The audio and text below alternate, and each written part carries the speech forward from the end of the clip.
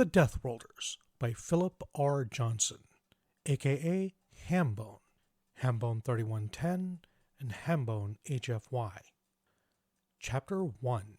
Run, little monster. Terry Boone could feel the bass power chords begin to thump at her bones as she entered the bar, and couldn't resist the feral grin that forced its way onto her face. It was exactly her kind of song. For that matter, Afterburner was exactly her kind of bar.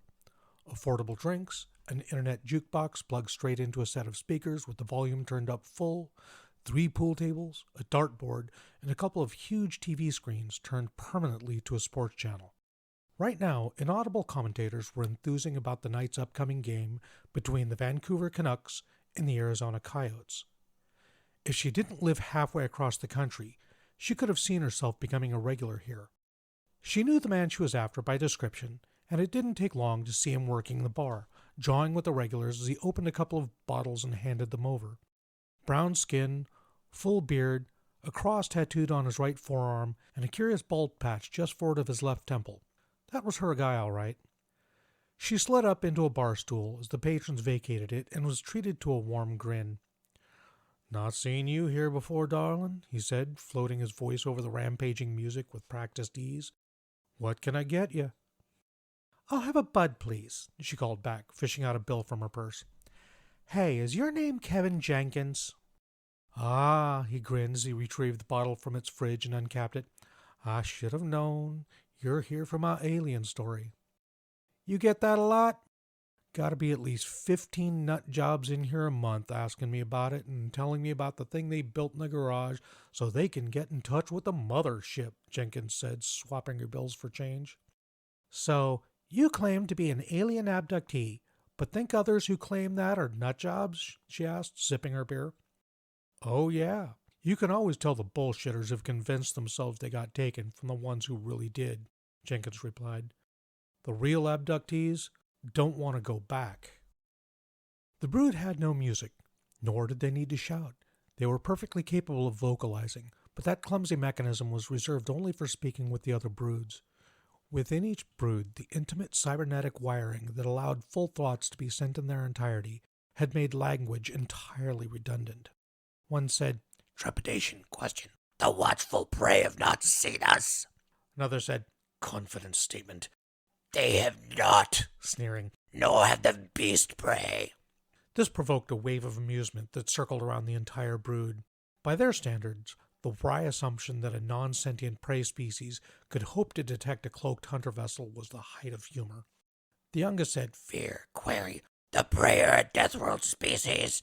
We saw what just one of them did to the brood of 5 poisons. Respectfully, Alpha, are we sure that all of our brood shall return from this hunt?" Alpha said, "Impatience, terse rebuke, instruction.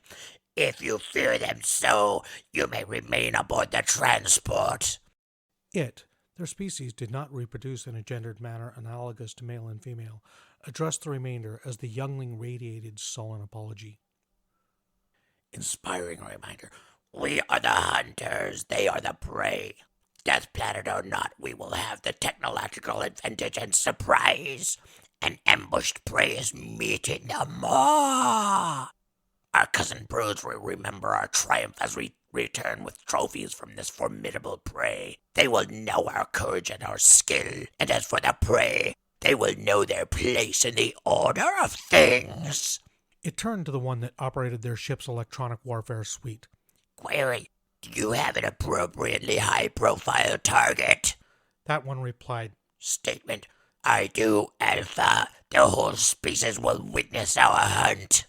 The brood vocalized as one for the first time, expressing their approval. The hunt was on. "I'll be honest, I don't believe a word of it," Terry told him. "I don't blame you," Jenkins said. "But look at this." He leaned forward and turned his head so that she could inspect the bald patch on the left side of his head. Up close, it was an intricate web of fine white scars that produced a pattern which looked disturbingly like circuitry. "That's where those gray fuckers shoved an experimental translation implant into me," Jenkins said. "It worked, but the doctors who took it out of me said that it was a pretty damn crude one." "Those would be alien doctors?" Terry said. She had to admit the scars were compelling evidence, but she was a natural skeptic. It came with the job. Yep. You see, the Greys. Kortai is the pronunciation used by species that have mouths which work kind of like ours.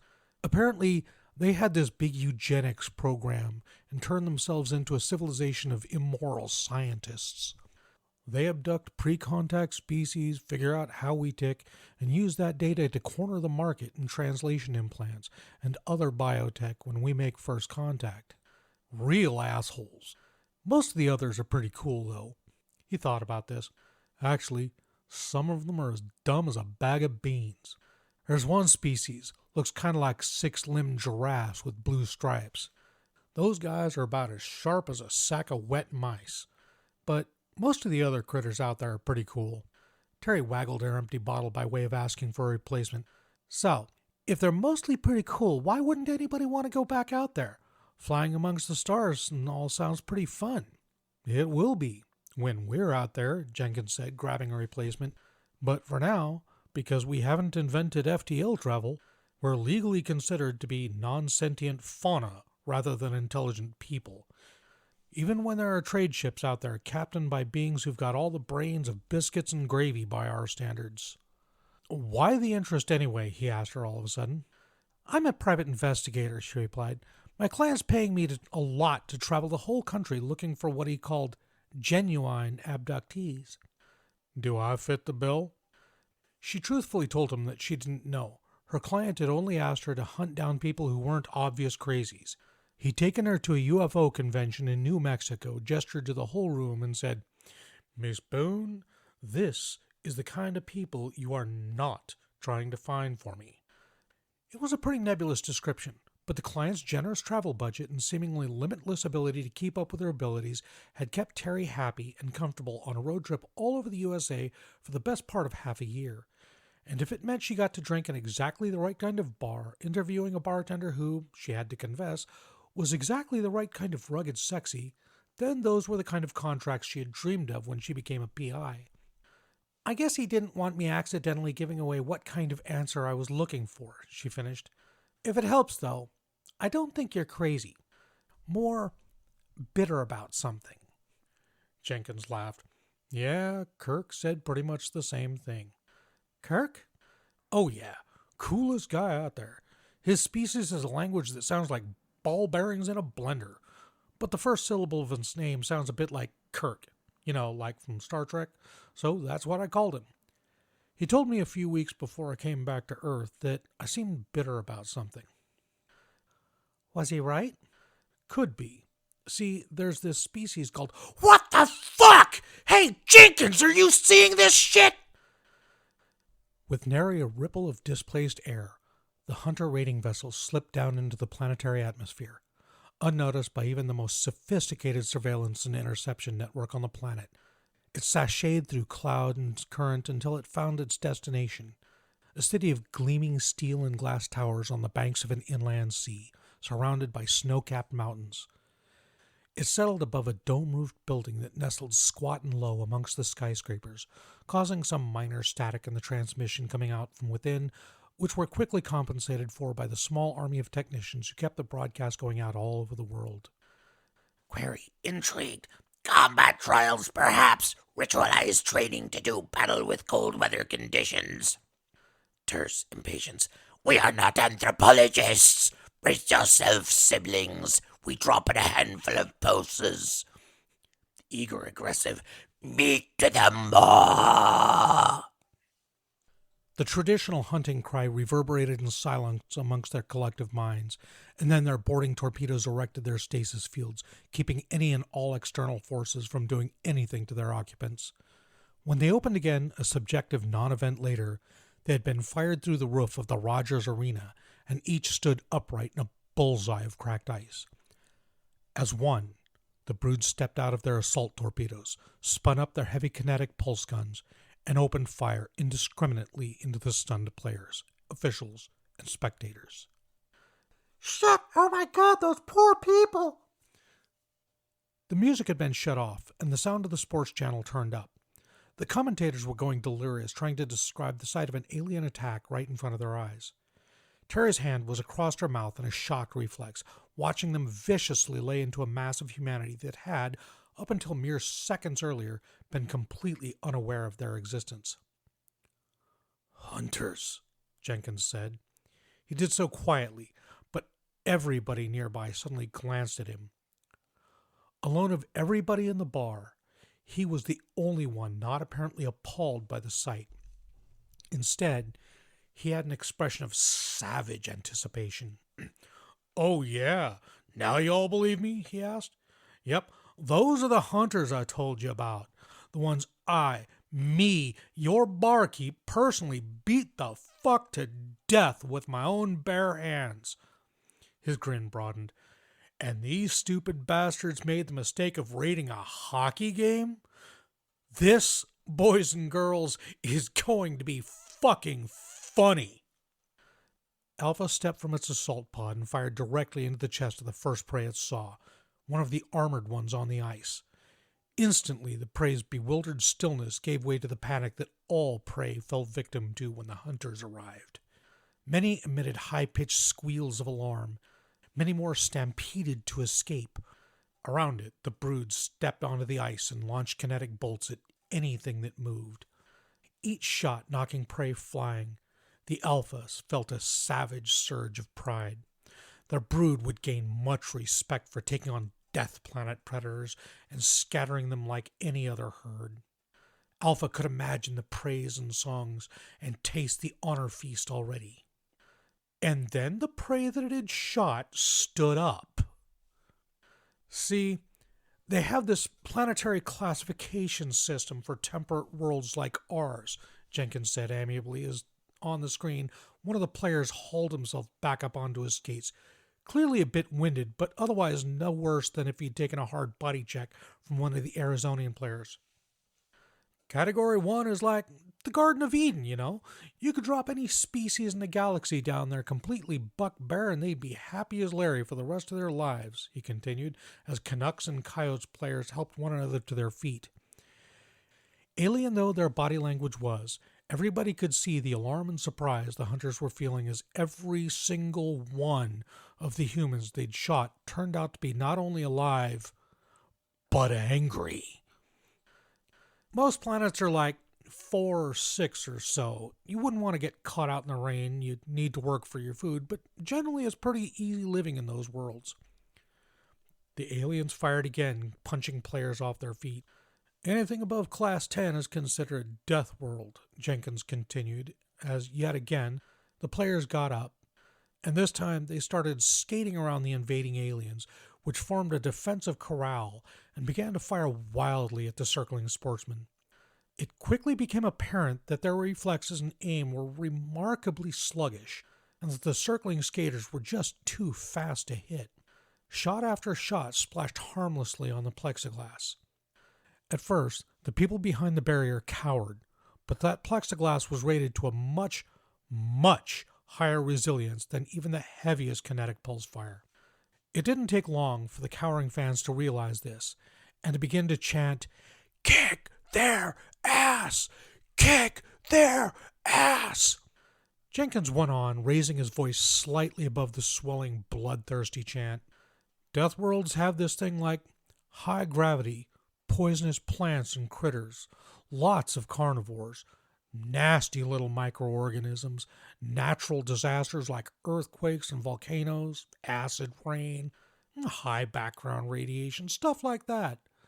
Like I said, a death world is everything Class 10 or above, and anything that evolves there is supposed to be really goddamn dangerous." By now, on TV, the crowd were roaring at full volume. "Kick their ass! Kick their ass!" Alpha broadcast, Shock, dismay, terror, disbelief, shame. Then one of the prey hurtled towards it at speeds that simply defied understanding. The last thing it ever broadcast was Pain! Most eyes in the bar closed and turned away from the carnage on the ice in disgust. Terry Boone watched out of morbid fascination. It seemed impossible that these things which looked so menacing might break so easily. Kevin Jenkins opened up a beer for himself. Earth, he said with vicious satisfaction, is a class 12. Good morning, good afternoon, or good evening, whichever it is for you. I hope you enjoyed listening to that as much as I enjoyed and hated making it. My God, this one was a nightmare. I'm still new to this, ladies and gentlemen, and boy, this one gave me a bit of trouble.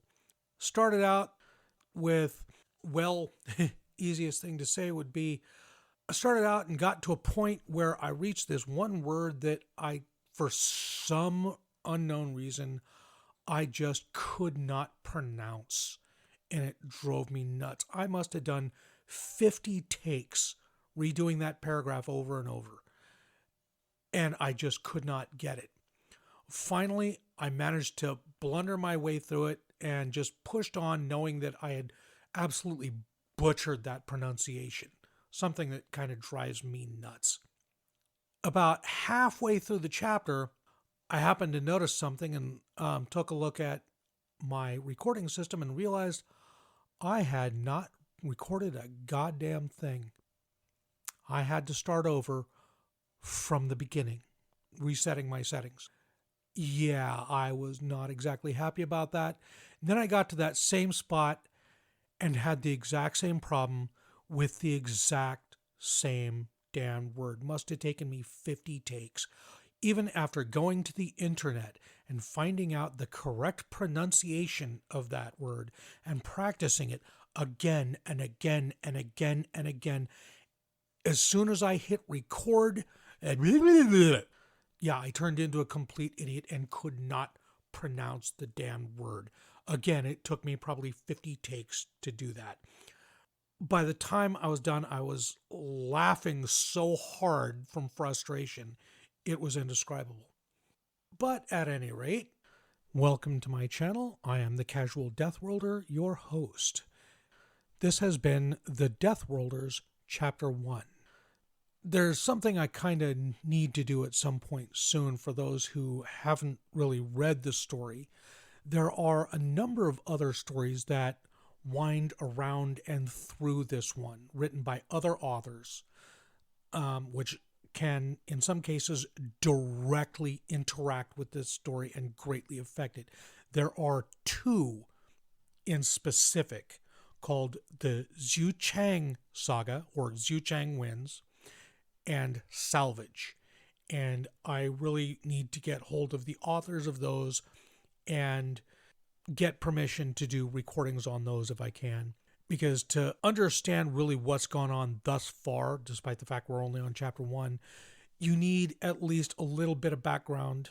The Xiu Chang Saga kind of fits in almost entirely within the time span between the prologue and chapter 1. So knowing that kind of explains what exactly the hunters were doing and why. I hope you enjoyed listening to that. If you did enjoy it, please like and comment and even share the video. If you'd like to hear more, please subscribe. I would like to give a shout out, as always, to my editor, Graygor. I could not do this without you, pal. Have a beer. You've earned it. Okay, a question. What shall I pick for a question? Here's an idea. For you drinkers out there, what is your favorite brand of mead? Personally, I'm a mead drinker and I prefer Dansk Mead. So hit me up in the comments. Let me know. Okay? Y'all have a good night and be safe.